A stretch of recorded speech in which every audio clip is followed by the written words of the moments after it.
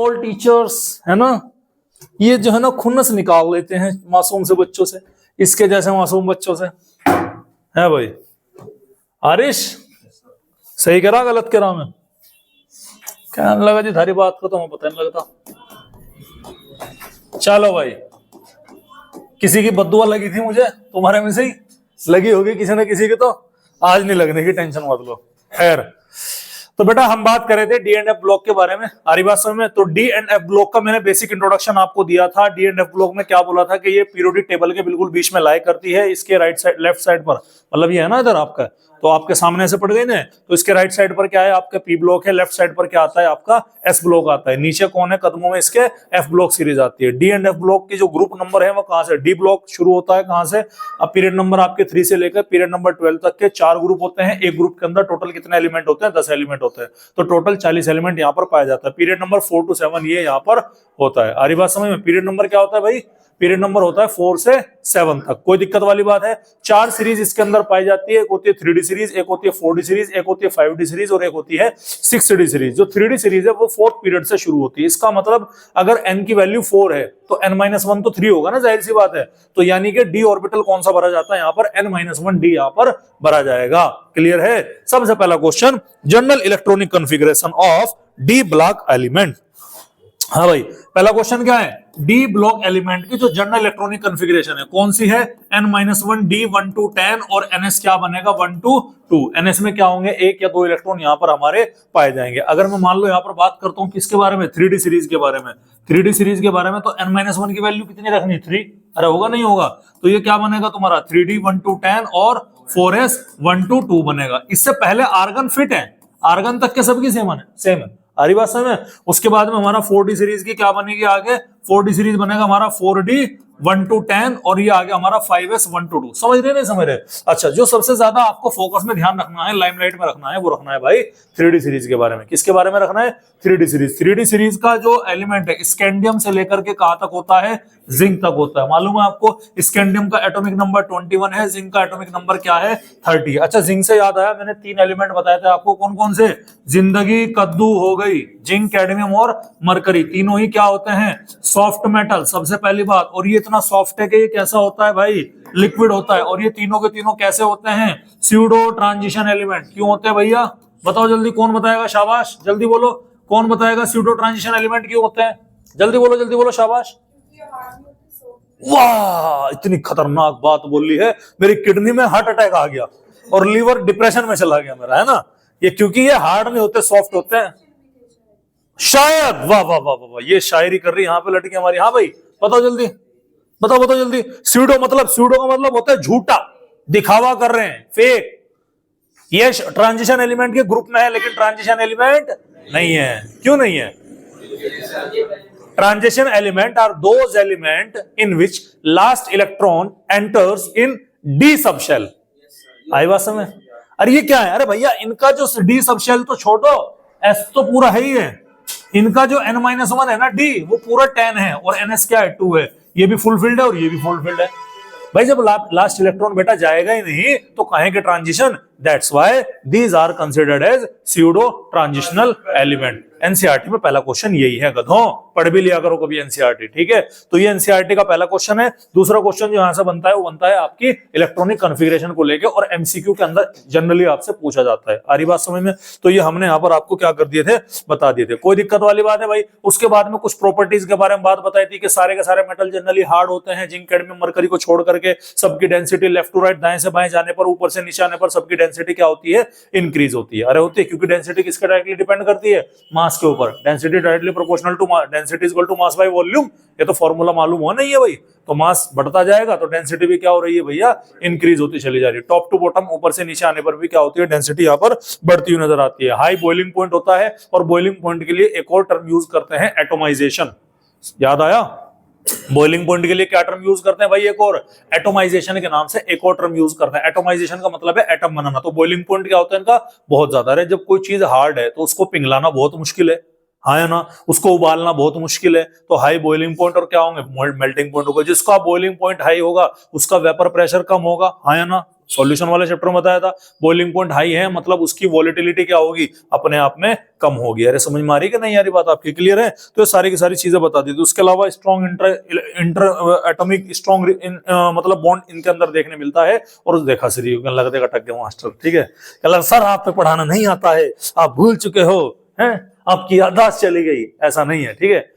तो अरे होता है ना बहुत बार, मतलब वर्ड ऐसा होता है ना, कभी कभी बोलना चाह रहे कुछ का कुछ निकलता है मुंह से, ठीक है। चलो भाई, जैसे मैंने कभी ये थप्पड़ दिखा के मार दिया तुम्हारे, मान लो एग्जांपल के तौर पे, तो ऐसे ही होता है, ठीक है भाई। तो ये क्या था हमारा, ये थी हमारी जनरल प्रॉपर्टीज, हमने यहाँ पर देख ली थी। अब जो मेन प्रॉपर्टीज है, आई थिंक एटॉमिक साइज शुरू किया था मैंने। एटॉमिक साइज मैंने पूरा तो नहीं कर पाया था ना, तो मैं शुरू करता हूँ आज की कहानी। कहां से भाई? एटॉमिक साइज से। कहां से शुरू करेंगे बच्चों? आज की हमारी कहानी होगी एटॉमिक साइज। क्या होता है एटॉमिक साइज? एटम का साइज, बेटा बातचीत बंद। एटॉमिक साइज से मेरे कुछ याद है आदिपांशु, वही पापा वाली बात। पापा, हाँ पापा में अगर आप में थोड़ा सा कम्युनिकेशन अच्छा है, पापा के आप ज्यादा करीब हैं, तो आप पापा के दूर जाओगे, पास जाओगे तो दूर भागोगे। दीपांशु बता दे यार, है दूर ही भागेगा अब भी बेटे, इसका मतलब इरादे नेक नहीं है तेरे। चलो भैया, 10 एलिमेंट जो है हमारे, वे आपको याद रखने। कौन कौन से आपको याद रखने? स्कैंडियम से लेकर के जिंक तक के। उनमें 2 एटम की इलेक्ट्रॉनिक कॉन्फ़िगरेशन एक्सेप्शनल है। आ रही बात समझ में? वो एक्सेप्शनल इलेक्ट्रॉनिक कॉन्फ़िगरेशन आपको क्या रखनी है, ध्यान रखनी है। किसकी है? क्रोमियम की और कॉपर की, ठीक है। क्रोमियम की इलेक्ट्रॉनिक कॉन्फ़िगरेशन होनी चाहिए थी 3d4 4s2 की, लेकिन वो है 3d5 और 4s1 की। जबकि आपके जो कॉपर होता है उसकी कॉन्फ़िगरेशन 3d10 4s1 की है। तो ये एक्सेप्शनल इलेक्ट्रॉनिक कॉन्फ़िगरेशन है बेटा, आपने क्या रखनी है, याद रखनी है। आई थिंक अभी नोट्स तो नहीं भेजे ना मैंने इसके आपके पास में, ठीक है ना? भेजे नहीं, कोई बात नहीं, कोई दिक्कत वाली बात नहीं है। हैंड रिटन नोट्स है, प्रिंटेड भी नहीं भेजा अभी मैंने ना, तो मैं आज दोनों भेज दूंगा, प्रिंटेड भी और हैंड रिटन भी, टेंशन मत लीजिएगा। समझ में आ रही बात? क्लियर है? चलो भैया, तो सबसे पहले हम बात करते हैं भैया एटॉमिक साइज के बारे में। तो हम एटम के नाम लिख लेते हैं। सबसे पहले एटम का नाम स्कैंडियम, उसके बाद टाइटेनियम, उसके बाद वेनेडियम, के बाद क्रोमियम, के बाद के बाद के बाद के बाद के बाद के बाद आधा तो भी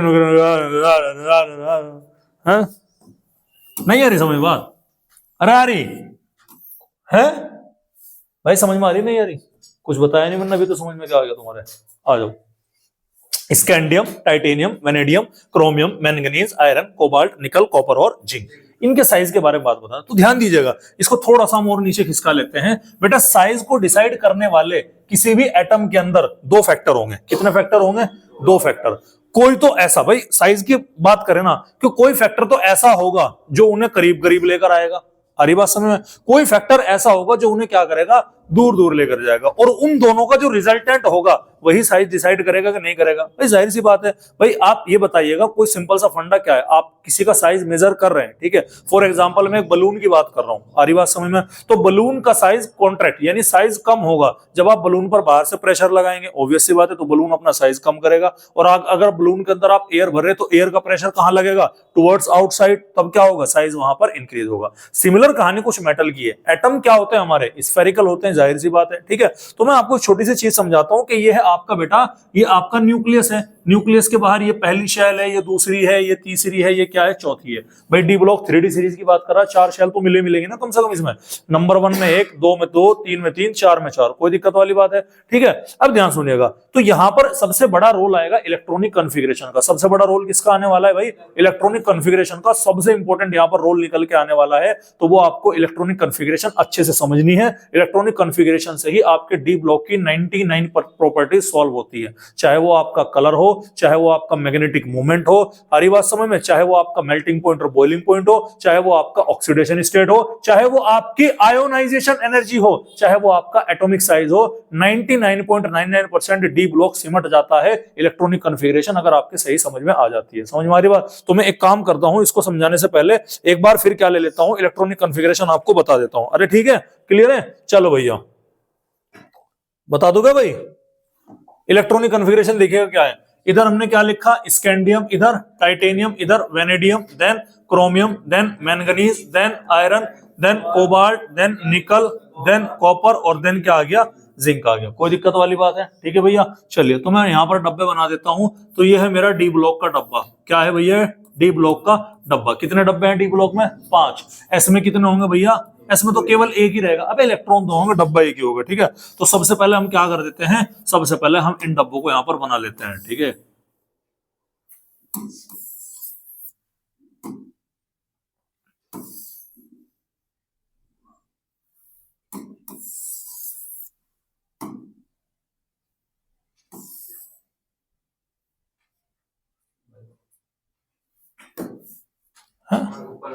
ओ माय गॉड, ऐसे कैसे कर दिया सर आपने? आप ऐसे कैसे कर सकते हो सर? आपने गलत किया सर। वाह, क्या गाना चल रहा बाहर। ठीक है भाई, कोई दिक्कत वाली बात है? अब हम बात करेंगे इनके परमाणु क्रमांक की। ये क्या है? 21, 22, 23, 24, 25, 26, 27, 28, 29 और 30। कोई दिक्कत वाली बात है? ठीक है, क्या करना है मैंने तुमको बताया था। जो पहले वाली लाइन है ना, दो दो दो दो दो कहां चिपका दो? एस में। ठीक है, बाकी के कहां से लगा दो? डी में। ठीक है, स्कैंडियम में कितने है भैया? 2 और 1। तो यहां पर कितने इलेक्ट्रॉन भर दो? 1, 2 और 1 कहां भर दिया आपने? ये 3D सीरीज है और ये कौन सी है? 4s। ठीक है, इसके कितने हैं? 22। तो 22 में डी में कितने भरे? 2। एस में कितने भर दिए? 2। 23 में डी में कितने भर दो? 3। 24 में डी में कितने भर दो? 5। 25 में डी में कितने भर दो? 5। सर फिर डिफर क्या है? अरे दादा, यहाँ 2 है, यहाँ 1 है। 26 में कितने भर दो भाई? देखो 5 तो पूरे हो गए। अब हो गए, अब क्या करो? छठा, तो छठा यहाँ जोड़े में उल्टा लगा दो और ये 2 आपका एज इट इज रहा। चल भाई, इसे भी 2 बनाते हैं यहाँ पर। उसके बाद में क्या हो गए? 27। 27 में 5 तो हो गए, ये 1 6 और 1 7 और 2 ये ले लो। उसके बाद 28, 1 2 3 4 5, 1 6 1 7 1 8 और 2 ये ले लो भैया। इसके बाद में इसमें कितने भरने हैं? 10। अरे भरने हैं क्या? ये हो गए 10 और यहाँ पे कितना है? 1। यहाँ पे भी कितने भरने हैं भाई? यहाँ पे भी 10 भरने हैं। तो फिर यहाँ पे क्या डिफर आ गया? यहाँ पे 2 आ गया। कोई दिक्कत वाली बात है? कोई टेंशन वाली बात है? ठीक है, अब मुझे एक बात बताओ, ये समझो कि कोई फ्लैट है। क्या है? एक फ्लैट है। उस फ्लैट में ये अलग अलग फ्लोर है, अलग अलग फ्लोर पे क्या है? अलग अलग कमरे हैं। समझ में आ रही बात? कमरों में जो आदमी दिखाई पड़ रहे हैं, जो इंसान है, वो आपके इंसान है। वहां पर बेसिक सा फंडा है। कोई दिक्कत वाली बात है? अब समझिएगा, 2 चीजें हैं यहाँ पर। 2 चीजें क्या है? ये आपका न्यूक्लियस है। इस न्यूक्लियस के पास में ये आउटर मोस्ट शेल है, हाँ या ना? इस शेल में क्या होगा? इलेक्ट्रॉन होगा, होगा नहीं होगा? इस शेल पे, इस न्यूक्लियस से क्या लगेगा? एक इलेक्ट्रोस्टैटिक फोर्स लगेगा क्या नहीं लगेगा? अरे लगेगा। तो ये फोर्स क्या करेगा? इस फोर्स को, ये जो लग रहा है, इस फोर्स को हम बोलते हैं इफेक्टिव न्यूक्लियर चार्ज। क्या बोलेंगे भाई इसको? इसको बोलेंगे इफेक्टिव न्यूक्लियर चार्ज या इफेक्टिव न्यूक्लियर फोर्स, जिसको रिप्रेजेंट किया जाता है जेड स्टार से। किससे रिप्रेजेंट किया जाएगा भाई?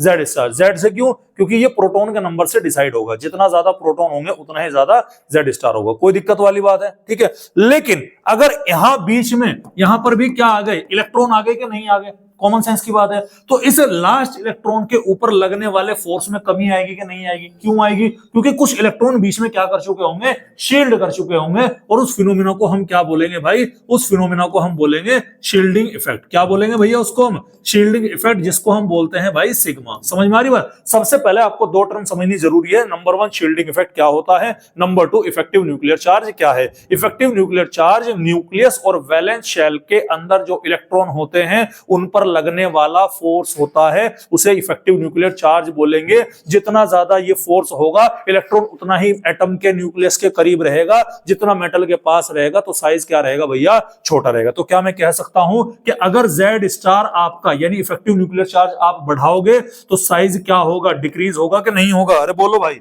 बोलो। अरे यार हाँ ना तो कर दो। साइज डिक्रीज होगा नहीं होगा? नहीं आएगा समझ में? मैं बताओ, अगर नहीं आया तो दोबारा बताऊंगा। अरे आ गया? क्या समझ में आ गया? अगर आपका न्यूक्लियर फोर्स ज्यादा है तो इलेक्ट्रॉन अपनी ओर खींच के रखेगा, अपनी ओर खींच के रखेगा तो मतलब इसका साइज क्या रहेगा? छोटा रहेगा। लेकिन अगर शील्डिंग इफेक्ट ज्यादा हो गया, बीच में रुकावट ज्यादा हो गई, तो इस इलेक्ट्रॉन पर लगने वाला फोर्स घटेगा। फोर्स घटेगा तो ये क्या होगा? बाहर भागेगा। समझ में आ रही बात? आज मैं आपको एक एग्जांपल बताता हूं। आपके स्कूल में कुछ लोंडे लपाड़ों ने गैंग बना रखे होंगे, बना रहे लोंडे लपाड़े, समझ रहे? कॉलर खड़े हैं, तेरे भाई की गैंग है, फलाना ठिकाना, बदमाश, यो बदमाश वो बदमाश है। नहीं है? 99% जो बच्चा लड़ाई में इन्वॉल्व है, 99%, देखो बेटा हर जगह पर कुछ नहीं है, लेकिन 90% बच्चा जो लड़ाई झगड़े में इन्वॉल्व होता है वो बेसिकली वो बच्चा हमारी लोकेलिटी के अंदर पाया जाता है कि जिसके पेरेंट्स ज्यादातर उसके फादर जो घर पर मौजूद नहीं रहते, या तो वो सुबह सुबह जाकर के शाम को आते हैं, रात को आते हैं, कोई आर्मी में है, कोई पुलिस के अंदर है, मतलब उसका अपने फादर से इंटरेक्शन काफी कम है। और चेक कीजिएगा, अगर आप अपने स्कूल में होगा, कोई स्कूल ऐसा नहीं जहां से लुंडे लपाटे ऐसे गुंडे ना हो, वहां पे भरे में ना पड़े हो, मिलेंगे। वे अपने आप को बहुत बड़ा बदमाश मानते हैं, बदमाश भाई मानते हैं, लेकिन ऐसा नहीं है। समझ में आ रही बात? वो थोड़ा सा हार्मोनल जो है दबाव होता है, खासकर लुंडे लारों में, इनमें भैया टेस्टोस्टेरोन बनना शुरू हो जा तो इनके कॉलर खड़े हो जाए, इनसे बड़ा बदमाश कोई नहीं होता, ठीक है। फिर तो ये बड़े कटमार मार के गाड़ियां वाड़ियां चलाते हैं, ठीक है। तो आप देखिएगा, वो जितने भी आपके बदमाश बने फिर रहे हैं ना भैया, उनके फादर या तो वो अगर घर पे आ रहे हैं तो उसका मतलब फादर भले ही घर पे मौजूद है, उस फादर का उस बच्चे के बीच में कनेक्शन का मतलब समझते हैं ना, बहुत बड़ा माइनर सा होता है, बहुत कम होता है, यानी इंटरेक्शन बहुत कम है। वो फादर अपने बच्चे के ऊपर ध्यान नहीं दे पा रहे कि भैया अपने काम की वजह से कैसे भी करके जो कि आज की सोसाइटी में बहुत गलत चीज है। पेरेंट्स ने एक चीज पकड़ ली कि हमने बच्चों को स्कूल में एडमिशन करा दिया, हमारी छुट्टी, बच्चा ट्यूशन में जा रहा, हमारी छुट्टी। यहाँ पे जितने पेरेंट्स भेजे, आज तक किसी पेरेंट्स का मेरे पास खुद फोन नहीं आया, मैंने कर लिया तो अलग कहानी है। समझ में आ रही बात? ये चीजें क्या कर रही, ये चीजें बच्चों को माँ बाप से दूर करने लग रही। बच्चा जो है उस पर गलत ट्रैक पे पड़ने के चांसेस पूरे हैं। आ रही बात समझ में? ठीक है। अब कोई मान लो फॉर एग्जांपल मैं अपनी बात बताऊं भैया, जब मेरे फादर हमें स्कूल में छोड़ के आते थे तो ऐसा नहीं कि उन्होंने छोड़ दिया, हमारा काम कर लिया पहले। और मैं अपने फादर की नहीं बात कर रहा, आपके फादर जब स्कूल में पढ़े होंगे ना, उनसे भी पता करना यही कहानी होगी। बल्कि उनके टाइम पे तो वो बता भी जाती है कि अल्लाह भैया मारो पिटो जी, हड्डी हड्डी कुछ क्या था ठेकेदार वो, हाँ कुछ ही करो इसका है। हालांकि कुछ पेरेंट्स आज भी ऐसे हैं, समझ रहे नहीं समझ रहे, लेकिन क्या है, लेकिन एक कम्युनिकेशन गैप आ जाता है किसके बीच में, बच्चे के बीच में और टीचर के बीच में, मतलब टीचर के और बच्चे के बीच में, जिसकी वजह से पढ़ाई से तो वो ढीला वहां पर हो गया। अब देखो, अगर बच्चे पर दबाव पड़ा रहे थोड़ा सा, तो बच्चा थोड़ा सा पढ़ाई की तरफ को क्या रहे, लगा रहे। ऐसा नहीं है बेटा, कुछ इसमें कमी टीचर की भी है।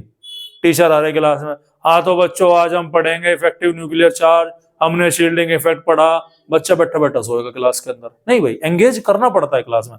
तो एक शॉट, तुम शॉट देखने वाले बच्चे हो यार। हमारे टाइम पे तो चल रही थी बातें, हमारे टाइम में शॉर्ट्स नहीं आती थी, तो हमारे टाइम पे तो चल रहा था काम। हमारा दिमाग 1 मिनट के लिए डिजाइन नहीं हुआ था। अब आप लोगों ने अपना दिमाग कैसे डिजाइन कर लिया, 1 मिनट पे डिजाइन कर लिया। मैं बता रहा हूं, आप बताइएगा, आपको एक इंफॉर्मेशन मिल ली 30 मिनट में, और वही एग्जैक्ट उतनी ही क्वांटिटी की सेम इंफॉर्मेशन आपको मिल ली 2.5 मिनट में। कौन सी वीडियो देखना पसंद करोगे भाई? 2.5 मिनट वाली करोगे। समझ पा रहे बात को? क्योंकि हमने शॉर्ट्स दे, सुबह उठते हैं कुछ नहीं कर रहे हैं भाई, क्या करा, हाँ सेव टाइम, क्योंकि बाद में चिन्ह भी करने जाना ना। हाँ ठीक है, हाँ चिन्ह पुताई रंगाई पुताई, और ठेकेदार है भैया, ये कॉन्ट्रैक्ट वगैरह ले रखे। समझ रहे नहीं समझ रहे? नहीं समझो भाई बात को, जो बहुत माइनर सी चीज है। आ रही बात समझ में? अब ये जो जितने भी है ना, ये जितने अपने पेरेंट्स से दूर हैं, तो ये बदमाश भैया भागे फिरे, जहाँ घर पे नहीं जाते, मम्मी की नहीं सुनते, मम्मी बेचारी परेशान है, कौन नहीं, लेकिन किसी का पापा है अल्लाह का भैया ट्यूशन के टाइम पे भी घर पे रहते हैं, वो हिम्मत है। कोई एक बच्चा बता दो जिसके पेरेंट्स दोपहर के टाइम पे, मतलब जिसके फादर डेली दोपहर में घर पे रहते हैं, और वो छुट्टी मार गया वो आज तक के, यहाँ अपनी मर्जी से मार ही नहीं सकते भाई साहब। बता के कोई रीजन होगा यार, तो ये नहीं ऐसे मजे में नहीं। अब पापा को बोल दिया, पापा ने, तो तू बेटे एक चीज और भी तो है ना, पापा को ये भी तो देखना पड़ेगा ना कि बच्चा कौन है सामने। मैं बता दो, सिंपल सा फंडा है, पापा को ये भी तो देखना पड़ेगा ना कि बच्चों को, अगर मान लो तुम रेगुलर सही पढ़ रहे, तो फिर पापा को वो देखेंगे ना, ढील देंगे। लेकिन मुझे बताओ, कर तुम ठेकेदार की लगवा के दिखाओ पापा के सामने छुट्टी, चल जो बैठा तेरी क्लास में, मैं मान जाऊं, चल भाई दिखाइए भाई मार के ठेकेदार,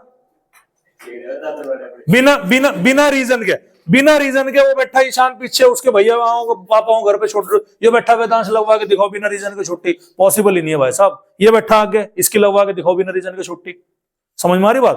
भाई रीजन क्या है? रीजन ये है कि आप डेली जा रहे हो, आपने देखा कल पापा ने कहा हाँ भाई ठीक काम कर रहा, मन नहीं है करने का, कोई बात नहीं, मैं नहीं कर देता कभी कभी, आज मन नहीं है पढ़ने का, चलो नहीं पढ़ा। तब आप बोलोगे सर अबे वो क्रैश कोर्स है भाई, इसमें मन नहीं भी करना तो भी पढ़ना पड़ेगा। आ रही बात समझ में? तो मैं कहने का मतलब क्या है कि बेटा कुछ फैक्टर ऐसे हैं जो इस एटम को, इस इलेक्ट्रॉन को इस न्यूक्लियस के पास में मिला के रखेंगे। फोर्स जितना ज्यादा होगी ये उतना ही पास में होगा, जितना पास में होगा उतना ही साइज का वो कम होगा। लेकिन बीच में दूसरे जो इलेक्ट्रॉन है वो शील्ड करेंगे ना करेंगे, वो दूसरे इलेक्ट्रॉन शील्ड करेंगे, तो शील्ड करने पर ये इलेक्ट्रॉन की पकड़ इस न्यूक्लियस से कमजोर होगी, नतीजा इलेक्ट्रॉन बाहर की ओर भागेगा, ऑर्बिट बाहर की ओर भागेगा, तो साइज क्या होगा, बढ़ेगा। बेसिक फंडा ये है। साइज बढ़ाने वाला फैक्टर शील्डिंग इफेक्ट है, साइज घटाने वाला फैक्टर क्या है भैया, आपका ये इफेक्टिव न्यूक्लियर चार्ज होता है। तो सबसे पहले जो चीज हमें यहां पर समझनी है है कि एटॉमिक साइज दो चीजों के ऊपर डिपेंड करता है, जेड इफेक्टिव एंड सिग्मा के ऊपर। आ रही बात समझ में? अब ये बताओ, यहां से यहां पर जब मैं स्कैंडियम से लेकर मैंगनीज तक जा रहा हूं तो साइज क्या है? साइज ग्रेजुअली डिक्रीज हो रहा है। क्या हो रहा भैया?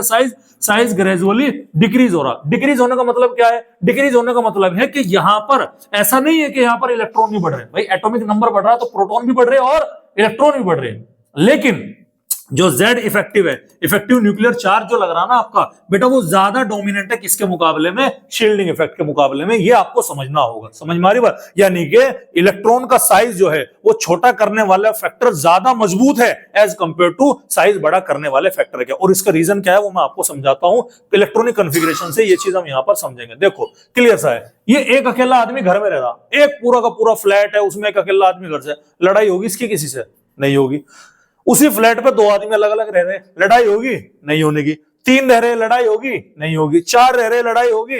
नहीं। पांच है, लड़ाई होगी? नहीं। लड़ाई कहां होगी? जब छठा। अब देखो ध्यान सुनना, अब ये आ गया यहां पर, ठीक है? तो ये एक एक करके इलेक्ट्रॉन बढ़ते जा रहे हैं, नहीं बढ़ते जा रहे? समझना मेरी बात में, एक एक करके इलेक्ट्रॉन बढ़ते जा रहे हैं, तो इनमें किसी तरह का कोई लड़ाई वड़ाई यहां पर देखने नहीं मिले, लड़ाई नहीं देखने मिल रही। तो लगभग ये कह सकते हैं कि इनमें अट्रैक्शन क्या है? इनमें अट्रैक्शन फोर्स बढ़ती जा रही, बनी हुई है, ठीक है? कहां तक? मैंगनीज तक। अब जैसे ही आयरन आया तो एक कमरे में क्या हुआ भैया? दो लोग आके रहने लगे। मान लो आपने, तो आप दो लोग चले गए, ठीक है? जब आप पढ़ने जाते हैं ना तो वहां पे ऐसे ही रूम शेयरिंग करना पड़ता है हॉस्टल के अंदर। अब दो शेयरिंग रहेगी तो दो शेयरिंग रहेगी तो भैया थारे बुतम बुत तो बजनी है, होगा नहीं होगा? कभी मैं उसको मुक्का और कभी मैं उसको मुक्का, कभी तुम दूर जाओगे। समझ रहे नहीं समझ रहे? तो यानी कि अब अच्छा यहां से कैसे समझो इलेक्ट्रॉन का चार्ज कैसा है भाई? रिपल्शन, निगेटिव चार्ज है, एक दूसरे को रिपेल करेगा। अब यहां पर रिपल्शन स्टार्ट हो गया ना सर, यहां तक तो रिपल्शन था ही नहीं, देख लो यहां तक रिपल्शन नहीं था, यहां तक रिपल्शन केवल इनमें था। अरे था नहीं था। और यहां पर रिपल्शन किस में आ गया? इसके अंदर, डी ब्लॉक के इलेक्ट्रॉन के अंदर आ गया। रिपल्शन होना जब स्टार्ट हो गया तो मतलब साइज बढ़ेगा कि नहीं बढ़ेगा? कॉमन सेंस की बात है। तो ध्यान सुनिएगा, साइज अगर यहां से यहां तक क्या हो रहा है? साइज ग्रेजुअली डिक्रीज हो रहा है। कारण क्या है? Effective nuclear charge is more dominant as compare to shielding effect. पहला पॉइंट। उसके बाद में आयरन, कोबाल्ट और निकल में देखिएगा क्या है, इनका साइज लगभग हो जाता है बराबर। इनका साइज क्या हो जाता है भाई? लगभग बराबर। बराबर क्यों होगा सर? जितना साइज घटाने वाला होगा उतना ही साइज बढ़ाने वाला भी तो फैक्टर होगा ना, तभी तो बैलेंस लेकर के चलेंगे भाई। एक तराजू अगर तुम्हारा पलड़ा नीचे जा रहा है तो दूसरा ऊपर जाएगा। समझ रहे नहीं समझ रहे? सेम कहानी क्या है यहां पर? इसका मतलब यहां पर क्या काम करेगा? अरे बॉस यहां पर काम करेगा तो जो आपका जेड इफेक्टिव है ना, ये क्या है आपका? Z effective, effective nuclear charge, वो किसके बराबर लग रहा? वो आपके सिग्मा के बराबर लग रहा, यानी शील्डिंग इफेक्ट के बराबर लग रहा। और लास्ट में भैया कब तक के भाई वो हो ना, अब तुम ऐसे समझो, ऐसे क्या समझो, ठीक है? ये है एक घर में एक बच्चा है, एक कमरे में, लड़ाई लड़ेगा किसी से? नहीं लड़ने का। दो हो गए और दोनों का कमरा अलग अलग है, लड़ाई होगी? तीन हो गए, लड़ाई होगी? चार, पांच, कोई दिक्कत नहीं। जैसे छह आ गए तो ये चार तो शांत रहेंगे, हाँ है ना? इनमें लड़ाई बजेगी। घर वाले क्या करेंगे? ओए रुक जाओ, कोई दिक्कत वाली बात नहीं। डांट डपट के, तेरा छोटा भाई है, तेरी छोटी बहन है, फलाना ठिकाना, ये सॉरी बोलो भैया को, चलो सॉरी भैया, सॉरी बोल दीदी को, सॉरी दीदी। बच्चा मान गया, कोई दिक्कत वाली बात नहीं। एक थी तो माँ बाप ने मैनेज कर लिया। अब कितना आ गए? दो। एक कमरे में कितने रखने पड़ गए? अब दो। अब पापा इसे समझाने का उधर नपेल दिया दूसरे कमरे में है, लेकिन पापा मम्मी है, पापा और मम्मी तो हो गए ना, फिर क्या हो गया? फिर मैनेज कर ले। एक रूम में पापा चले गए, एक में मम्मी चले गए। पापा ने तो जब तक दे लपालप है भाई, मम्मी बेटा ऐसा नहीं करते, सॉरी बोलो, कोई बात नहीं, होगी कहानी यहां तक। अब कहानी, अब कमरे तो तीन हो गए, देखो भाई, एक में पापा चला गए, एक में मम्मी चला गए, इधर तो बुतम बुत बज रही, वो कौन देखेगा? नहीं समझ रहे बात? अरे ठेकेदार को वैसा ठेकेदार थोड़ा ही है वो, झगड़े सॉर्ट आउट कराने का। ध्यान सुनिएगा, तो समहाउ आयरन, कोबाल्ट और निकल में झगड़ा और उनकी सुलह पेरेंट्स मैनेज कर लेते हैं। अब तो भैया पांचों के पांचों कमरे में महाभारत चल रही, अब रोक लेंगे क्या पेरेंट्स? अब रोक लेंगे। तो यहां पर कौन ज्यादा डोमिनेंट होगा? यहां पर रिपल्सिव फोर्स ज्यादा डोमिनेंट होगा, मतलब शील्डिंग इफेक्ट ज्यादा डोमिनेंट होगा। इसका मतलब यह हुआ कि जिंक का साइज कॉपर से बड़ा होगा, और उसका कारण क्या है कि यहां पर सिग्मा जो है वो ज्यादा डोमिनेंट है as compare to Z effective. ये तो बहुत कम है भाई, जेड इफेक्टिव तो इतना है ही नहीं। यहां पर रिपल्शन क्या है? यहां पर बहुत ज्यादा है। तो एटॉमिक साइज का खेल समझ में आया? एटॉमिक साइज खेल समझ में आया? तो ग्रेजुअली क्या है, आपको इतना क्या रखना है, ध्यान रखना है। अरे कोई दिक्कत वाली बात, कोई टेंशन वाली बात? तो पहली प्रॉपर्टी थी भैया हमारी किसको लेकर के? पहली प्रॉपर्टी होती है हमारी एटॉमिक साइज को लेकर, जिसको हमने यहाँ पर क्या कर लिया पूरा। हाँ सर, उस वाले में साइज कम क्यों हो रहा है? सेम ही रहना चाहिए। किस वाले में? तो शुरुआत में बेटा प्रोटॉन भी तो बढ़ रहे हैं ना। अगर यहाँ पे 21 इलेक्ट्रॉन है, यहाँ पे 22 हो गए, तो एक प्रोटॉन बढ़ा। अब इलेक्ट्रॉन की वजह से मान लो हम सेम है, लेकिन प्रोटॉन तो अपना काम करेगा ना, न्यूक्लियर फोर्स बढ़ाना, झगड़ा भले ही ना हो लेकिन होल्ड तो बढ़ गया ना, ये रीजन है इसका। यहाँ पे बराबर का रीजन समझ में आया, क्योंकि जितना रिपल्सिव है उतना ही क्या है, अट्रैक्टिव है। और यहाँ पर तो रिपल्शन मैक्सिमम है, पांचों के पांचों कमरे में रिपल्सिव बस बज रहे। पेरेंट्स क्या करे, इसमें छुड़ाने जावे, पूरे तरह से छुड़ा नहीं पाए, दूसरे रूम में जाना पड़ेगा, बस लड़ाई तो पांचों कमरों में बज रही। अब पेरेंट्स कभी इस रूम में कभी उस रूम में, इधर पूरी नहीं छोड़, अच्छे से भी छुड़ा पाते, कल बेटा तू आराम से, तू तेरा ध्यान रख, तेरा भाई है, मैं दूसरे रूम में होगा, इतना होकर का इतने में कुछ बात होगी, उन्होंने फिर कुछ भर दिया वहां से। क्या भाई क्या कह रहा, भाईचारा भी तो होगी। भाईचारा हो, लेकिन जब बचपना हो ना बेटा तब नहीं होता भाईचारा। तो मैं पलटी मार गया ना, समझ गए, मैं पलटी मार गया, तुम्हें पता मैं पलटी मार सकूं, ठीक है। यहीं तक के हॉस्टल का एग्जांपल यहीं तक वैलिड था, लेकिन बच्चों का example through out the series valid रहेगा। अरे भाई यहां तक कहानी समझने में। अब इसी से रिलेटेड है भाई हमारी का आयनाइजेशन एनर्जी, इसी से रिलेटेड क्या है भाई हमारी आयनाइजेशन एनर्जी। आयनाइजेशन एनर्जी का मतलब क्या है, आयनाइजेशन एनर्जी का मतलब है कि वैलेंस शेल से एक इलेक्ट्रॉन रिमूव कराना। आपको क्या मतलब है इसका, वैलेंस शेल से एक इलेक्ट्रॉन क्या कराना है, रिमूव कराना है। अब मेरी बात आराम से सुनिएगा, बहुत बहुत फोकस लगा कर सुनिएगा। कहा गया भाई हमारा, ये है हमारा, ये है हमारे दीपांशु के फादर और ये है दीपांशु। भाई ये देख किसी ने बोल रहा था, अब तो यही दीपांशु, आई एम सॉरी, लेकिन बलि का बकरा तू ही बनेगा, ठीक है। हाँ, ये कौन है भाई, दीपांशु का फादर, ये कौन है, दीपांशु। कोई दिक्कत वाली बात है, अभी ध्यान से सुनो मेरी बात, वो दो, ठीक है। दीपांशु के फादर की कुछ तो पकड़ है दीपांशु के ऊपर।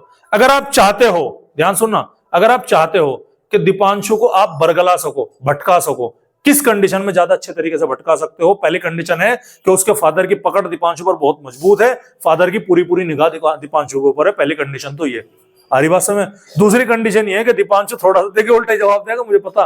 दूसरी कंडीशन ये है कि दीपांशु जो है वो क्या है, वो दूर है, फादर की पकड़ उस पर इतनी नहीं है। बता भाई दीपांशु, ये कहेगा पहले वाले में, खैर नहीं, यहां पर काम नहीं करने का। तो जाहिर सी बात है कि ये एक छोटा सा जो इधर एग्जांपल हमने लिया है, इसमें वो इलेक्ट्रॉन जिसकी पकड़ न्यूक्लियस से कम रहेगी, समझ में आ रही बात, उसको तुम आसानी से निकाल पाओगे, हाँ या ना, निकाल पाओगे नहीं निकाल पाओगे, तो ये वाली बात है, क्लियर है। तो इसका मतलब जितना बड़ा साइज होगा उतना ही आसान इलेक्ट्रॉन को निकालना होगा कि नहीं होगा, क्योंकि इलेक्ट्रॉन को बांध के रखने वाला न्यूक्लियर फोर्स है। साइज बड़ा होने पर न्यूक्लियर फोर्स घटेगा, न्यूक्लियर फोर्स घटेगा, साइज बड़ा होगा तो इलेक्ट्रॉन तुम आसानी से निकाल पाओगे, और आसानी से इलेक्ट्रॉन निकाल पा रहे मतलब बहुत कम एनर्जी में इलेक्ट्रॉन निकाल दोगे, तो मतलब आईपी क्या हो जाएगी, आयनाइजेशन एनर्जी उसकी कम से कम हो जाएगी, मिनिमम हो जाएगी। तो याद रखिएगा, जैसे जैसे हम साइज के बारे में, जैसे जैसे हमारा साइज बढ़ता चला जाएगा, मैं आपको यहाँ पर हिंट दे देता हूं कि जैसे जैसे हमारा साइज जो है वो इंक्रीज होगा, तो जो आयोनाइजेशन एनर्जी है वो क्या होगी बेटा, वो हमारी डिक्रीज होती चली हुई जाएगी।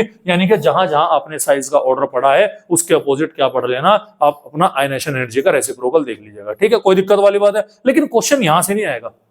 हरी बात समझ में। हम क्रैश कोर्स पढ़ रहे हैं और क्रैश कोर्स में मेनली उन चीजों के ऊपर फोकस करते हैं बेटा जहां से क्या आता है, क्वेश्चन आता है। क्वेश्चन कहां से आता है मैं आपको बताता हूं। क्वेश्चन आता है क्रोमियम एंड मैंगनीज के केस से। कहां से आता है, क्रोमियम एंड मैंगनीज के केस में। और दूसरा केस हमारा कहां पड़ता है, दूसरा केस पड़ता है हमारा कॉपर एंड जिंक के केस से। दो क्वेश्चन बड़े फ्रीक्वेंटली यहां से पूछे जाते हैं, और वो क्वेश्चन क्या है वो बड़े ध्यान से सुनिएगा, बहुत काम के है। हरी बात समझ में, क्लियर है। देखो क्वेश्चन क्या है, मैं ध्यान से सुनना मैं क्या बोल रहा। क्वेश्चन ये है कि IP1, IP का मतलब है आयनाइजेशन एनर्जी, यानी वो एनर्जी जिससे इलेक्ट्रॉन निकालना है। हरी बात समझ।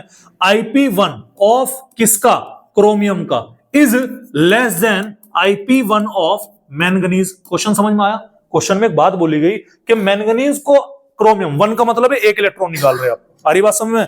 क्रोमियम का एक इलेक्ट्रॉन में निकालने के लिए लगने वाली एनर्जी कम होती है मैंगनीज के एक इलेक्ट्रॉन को निकालने के लिए। क्वेश्चन समझ में आया। ये उसने अभी क्वेश्चन नहीं दिया, उसने एक बात बताई, आपने कहा अच्छा जी बहुत बढ़िया बात है। लेकिन बट यहां पर एक कहानी में एक ट्विस्ट आता है कि जो जब आप दूसरा इलेक्ट्रॉन निकालोगे किसके अंदर से, क्रोमियम में, तो उसमें आपको ज्यादा एनर्जी देनी पड़ेगी मैंगनीज के दूसरे इलेक्ट्रॉन निकालने के मुकाबले में। ऐसा क्यों है, समझ में आ रही बात। तो क्वेश्चन ये है कि IP1 of chromium is less than that of manganese while IP2 of chromium is greater than that of manganese. Reason पूछा जाता है व्हाई। और यही सेम क्वेश्चन किसके लिए आता है, कॉपर के लिए। कॉपर की भी कहानी यही है। कॉपर की जो IP1 है ना बेटा, वो IP1 कॉपर की वो क्या है, वो लेस देन होती है किसके मुकाबले में, IP2 ऑफ जिंक के मुकाबले में। जबकि IP1 जो है वो कॉपर की वो ग्रेटर होती है किससे मुकाबले में भैया, IP2 ऑफ जिंक के मुकाबले में। ये पूछा गया ऐसा क्यों है, समझ रहे नहीं समझ रहे भाई। ये कहा ना कि जब एक इलेक्ट्रॉन को मैंगनीज को निकालने में एनर्जी ज्यादा लग रही तो दूसरे में मैंगनीज की ज्यादा लगनी चाहिए। कॉमन सेंस ऐसा लगता है, लेकिन ऐसा यहाँ पर नहीं होता। तो इसका जवाब हमें कहां से मिलेगा, इसका जवाब मिलेगा हमें इलेक्ट्रॉनिक कॉन्फ़िगरेशन से। कहां से मिलेगा जी, इलेक्ट्रॉनिक कॉन्फ़िगरेशन। चलिए सबसे पहले हम बात करते हैं क्रोमियम। क्या करेंगे, क्रोमियम। क्रोमियम में कितने इलेक्ट्रॉन निकालने हमें, 2, ठीक है। तो मैंने करा क्रोमियम से, सर मैंने एक इलेक्ट्रॉन माइनस किया तो क्या चार्ज आया इस पर, क्रोमियम +1 का चार्ज आया।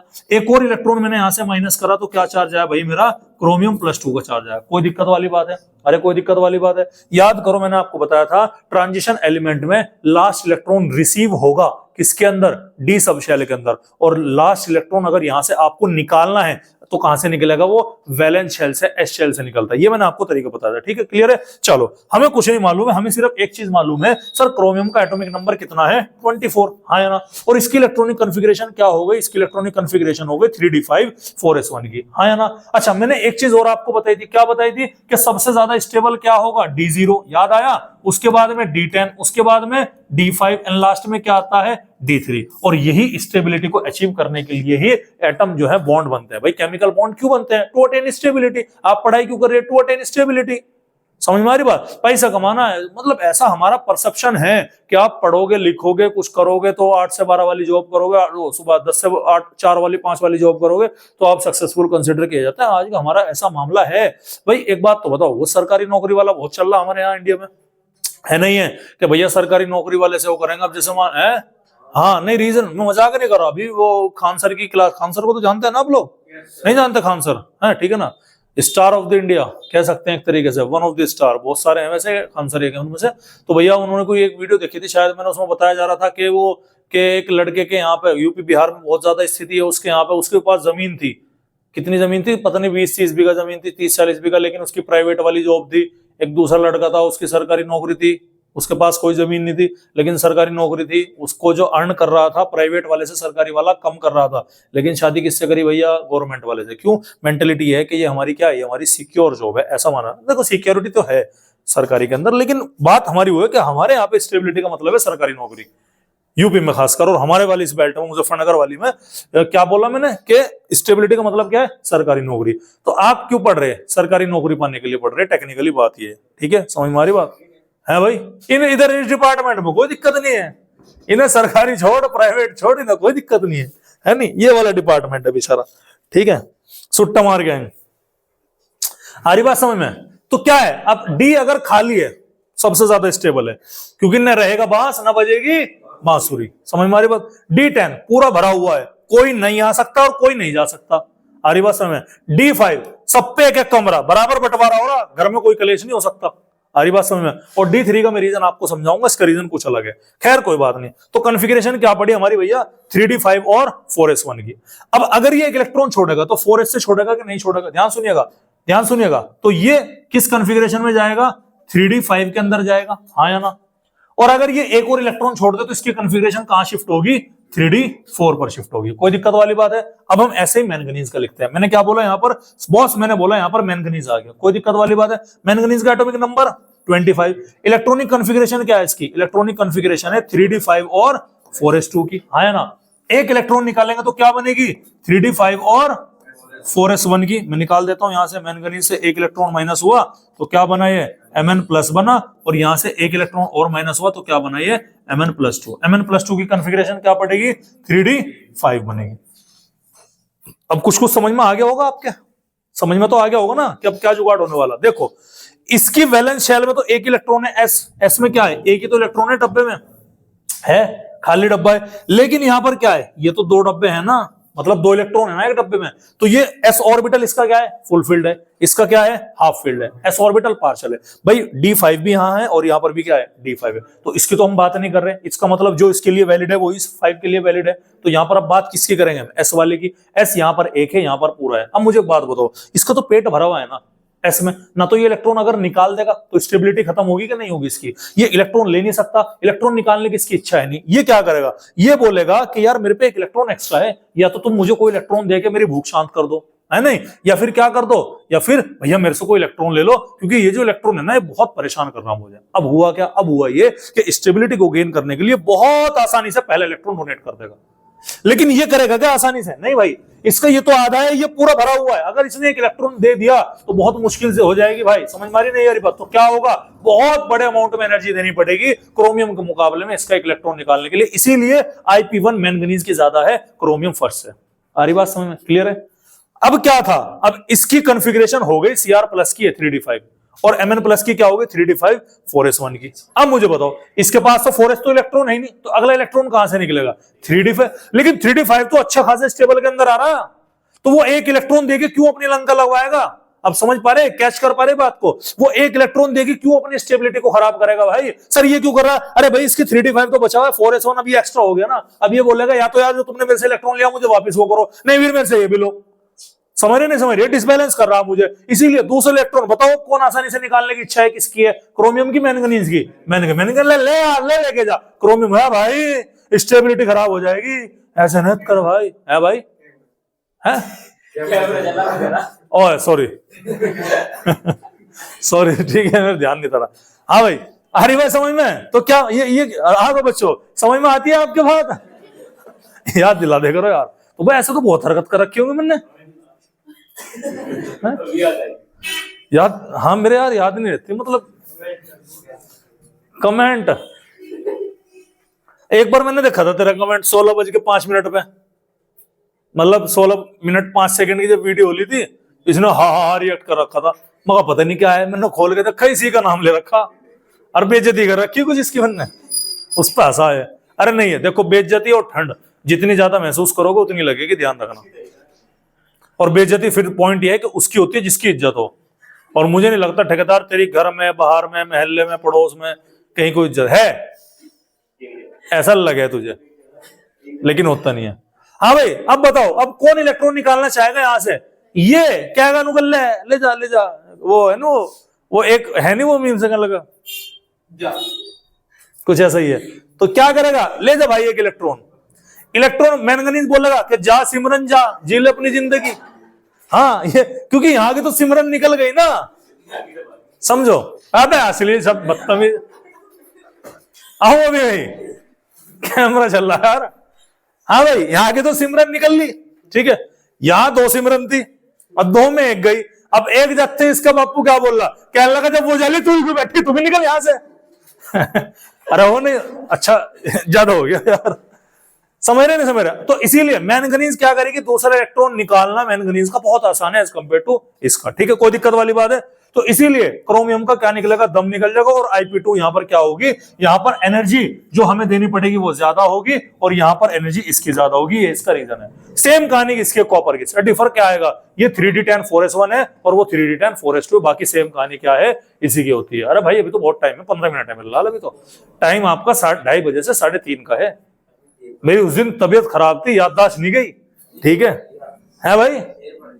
अरे हाँ अबे एटॉमिक साइज के बारे में ये तो पढ़ाया मैंने तुम्हें भी यार, बदतमीज लोग। तो आयनाइजेशन एनर्जी कहानी समझ में आ गई भैया, क्लियर है? रीजन क्या है in case of chromium and manganese, क्या है, हाफ फील्ड कॉन्फ़िगरेशन के कारण ऐसा हो रहा है, इसका क्या है, फुल फील्ड के कारण। पूरा ऐसे ही एक्सप्लेन करके आना, और भाई लैंग्वेज भी लिख के आना। कभी डायग्राम बना कर को मास्टर तू जान तेरा काम जान, नहीं भाई लैंग्वेज लिख के आना, ठीक है। लैंग्वेज जैसे मैंने बोला ना, क्वेश्चन पढ़ो, पता लगाओ क्या क्या है कि इसकी कॉन्फ़िगरेशन 3d5 4s1 है। डायग्रामेटिक रिप्रेजेंटेशन दो बेटा, जितना आप पिक्टोरियल रिप्रेजेंटेशन दोगे थ्योरी के ऊपर डिपेंडेंसी उतनी कम होगी।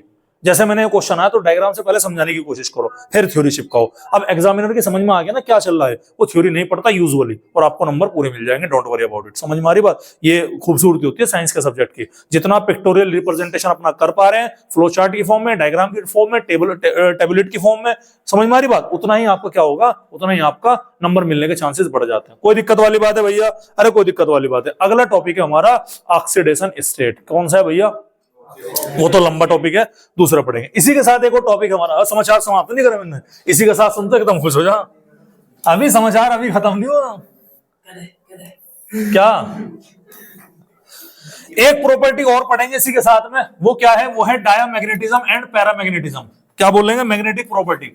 अरे छोटा सा टॉपिक है, छोटा सा। ऑक्सीडेशन स्टेट बड़ा था इसलिए मैंने वो भी नहीं करा रहा। ये क्या है हमारा अगला टॉपिक है, हमारा मैग्नेटिक प्रॉपर्टी का। कौन सा टॉपिक है भाई? Magnetic property. मैग्नेटिक प्रॉपर्टी का मतलब क्या है? देखो, डी ब्लॉक के एटम है, इनके पास में क्या है? इलेक्ट्रॉन है। अब कुछ एटम इनमें से ऐसे हैं, कुछ एलिमेंट इसमें से ऐसे हैं जो मैग्नेटिक फील्ड की ओर अट्रैक्ट होते हैं। क्या बोला मैंने? कुछ एलिमेंट ऐसे हैं जो क्या होता है? मैग्नेटिक फील्ड से अट्रैक्शन शो करेंगे, कुछ ऐसे हैं जो मैग्नेटिक फील्ड से रिपल्शन शो करेंगे। समझ में आ रही बात? क्लियर है? जाहिर सी बात है। अब जो इलेक्ट्रॉन पेयर्ड में है, जो इलेक्ट्रॉन क्या है? पेयर्ड में है, वो इलेक्ट्रॉन मैग्नेटिक फील्ड से दूर भागेंगे, मैग्नेटिक फील्ड से रिपेल करेंगे। समझ में आ रही बात? और उस फिनोमिना को हम क्या बोलेंगे? उस फिनोमिना को बोला जाता है डायामैग्नेटिज्म। क्या बोलते हैं भैया? डायामैग्नेटिज्म। तो डायामैग्नेटिज्म का मतलब क्या है? कि इलेक्ट्रॉन जो होते हैं वो रिपेल्ड होते हैं, electron repelled by magnetic field. और किसकी वजह से भैया? Due to presence of paired electron. समझ में आ रही बात? अरे बोलो आगे क्या? अच्छा, जो इलेक्ट्रॉन मैग्नेटिक फील्ड से अट्रैक्शन शो करते हैं उसको हम क्या बोलेंगे? उसको हम बोलेंगे पैरामैग्नेटिज्म। क्या बोलेंगे भैया? पैरामैग्नेटिज्म है। और इसका रीजन क्या है भैया? इसका रीजन होगा अनपेयर्ड इलेक्ट्रॉन होंगे। अरे बोलो भाई, समझ में आ रही कि नहीं आ रही बात? अब मुझे एक बात बताओ, इनमें से कौन सा ऐसा एलिमेंट है जो डायामैग्नेटिक है अपनी ग्राउंड स्टेट में? बताओ जल्दी करके, फटाफट जल्दी, शाबाश। कौन सा ऐसा है जो डायामैग्नेटिक है? मतलब जो जिसके इलेक्ट्रॉन सारे के सारे पेयर्ड हैं, जोड़े में, केवल एक ही मिल रहा, और वो क्या है भैया? वो है आपका ये जिंक वाला। बाकी सब में सर अनपेयर्ड क्या करेंगे? कहीं ना कहीं मैग्नेटिक फील्ड से क्या करें? तो अपने ग्राउंड स्टेट में ऑलमोस्ट ये सभी के सभी क्या है भैया? ये सभी के सभी क्या है? आपके पैरामैग्नेटिक हैं, और ये क्या होंगे? ये आपके डाया होंगे। ठीक है, देखो स्कैंडियम अगर मैं प्लेन की बात करूं तो वो क्या है? पैरा है, जबकि स्कैंडियम +3 क्या हो गया? आपका डायामैग्नेटिक हो गया। रीजन बताओ क्यों है? सर क्योंकि स्कैंडियम के वैलेंस शेल में 3 ही तो इलेक्ट्रॉन थे ना, मतलब इसके कॉन्फ़िगरेशन 3 की है, इन्होंने तीनों के तीनों लूज कर दिए। +3 का मतलब क्या हुआ? 3 इलेक्ट्रॉन लूज किए। जो तीनों लूज किए, अब आर्गन पीछे जो है वो तो सभी के सभी जोड़ा भरे हुए हैं ना, उसके तो डब्बे पूरे पेड़ में है, तो वहां तो सब है ही है। अब इसने 3 कर दिए, चारों छोड़ देगा, ये चारों छोड़ देगा तो ये भी क्या हो जाएगा? अरे बोलो भाई, ये चारों छोड़ देगा, ये भी क्या हो जाएगा? डाया। ये 5 छोड़ देगा, अच्छा अगर इसने 7 छोड़ दिए तो ये भी डाया हो जाएगा। ये 6 छोड़ देगा तो ये भी क्या हो जाएगा? डाया हो जाएगा। क्वेश्चन पूछा जाता है कि मैंगनीज, हाँ भाई ध्यान सुनोगे, Mn+2 क्या है? पैरामैग्नेटिक है, हाँ ना, जबकि Mn+7 क्या है भाई? आपका डायामैग्नेटिक है। ऐसा रीजन बताओ क्यों है? सर Mn+2 में ये 2 इलेक्ट्रॉन ही तो गए, 500 भी अनपेयर्ड है, है ना। और अगर +7 में इसने सातों के सातों चले गए, तो रीजन समझ में आया। और यहीं से प्रॉपर्टी और होती है कलर की। जो भी तुम्हारा पैरामैग्नेटिक है वो यूजुअली क्या होगा भाई? वो यूजुअली कलर्ड होगा, कलर शो करेगा। क्यों करेगा? डी ट्रांजिशन की वजह से। जो इलेक्ट्रॉन होते हैं जब आप उनको एनर्जी दोगे तो वो एनर्जी लेकर के एक्साइटेड हो जाते हैं, अपने हायर ऑर्बिटल में मूव कर जाते हैं, हायर ऑर्बिट्स में मूव करते हैं। जब उनके पास में जब तक वो एनर्जी रहेगी तब तक वहां रहेंगे। जैसे जैसे धीरे धीरे एनर्जी का लेवल कम होता चला जाता है तो वो अपनी वापस ग्राउंड स्टेट में वापस लौटते हैं, जहां पर पहले से मौजूद थे वहां पर लौटेंगे। और इसी वजह से वहां पर क्या आता है? इसी वजह से कलर आता है। जैसे आपने देखा होगा ना कि पुरानी मूवी के अंदर खास करके आपको भी जब घर वालों ने कूट दिया होगा तो लड़कों के मन में तो खासकर आती है कि अल्लाह मैं घर छोड़ के भाग जाऊंगा और अमीर बन के आऊंगा।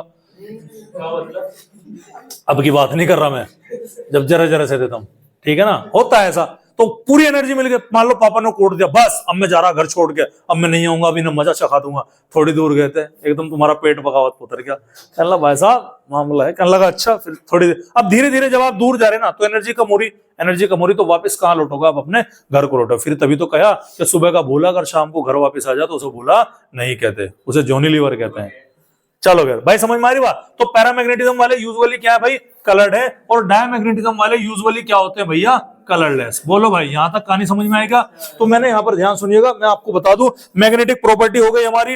एक टॉपिक बहुत इंपॉर्टेंट है ऑक्सीडेशन स्टेट का, one of the most important topic है डीएनए ब्लॉक का, याद रखिएगा, ठीक है। Magnetic property. अच्छा, मैग्नेटिक मोमेंट निकालने का फॉर्मूला मैं आपको बता दूं, mu equal to √n/n+2।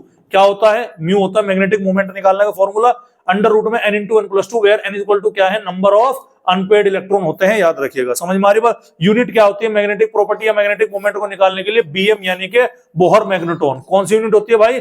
Bohr magneton. ये यूनिट यहां पर पाई जाती है, ऑलरेडी मैंने आपको बता दिया। क्लियर है भाई? अरे कोई दिक्कत वाली बात है? अब कल इसका हमारा ऑक्सीडेशन स्टेट और हमारी एफ ब्लॉक, ये कल हमारा क्या हो जाएगा? कंप्लीट हो जाएगा। बोलो भाई, यहां तक कहानी समझ में आएगा? ये थे हमारे डी एंड एफ ब्लॉक के मुख्य समाचार, और इसी के साथ हमारे आज के मुख्य समाचार क्या हुए? समाप्त हुए। प्लीज शट डाउन कर दो इसे, मतलब बंद कर दो इसे, ठीक है। स्कैनर ले लो भाई, वो कर लियो, चल भी रही थी मैं।